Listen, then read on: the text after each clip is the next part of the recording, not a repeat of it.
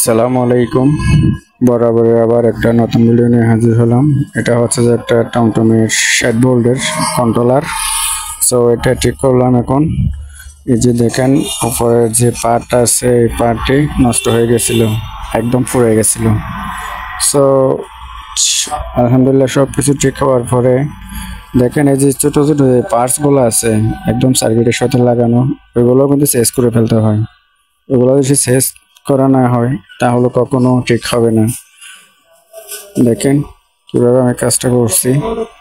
যদি কারো যদি ভালো লাগে অবশ্যই আমার ভিডিওগুলো দেখবেন, আশা করি কিছু না কিছু শিখতে পারবেন ইনশাআল্লাহ।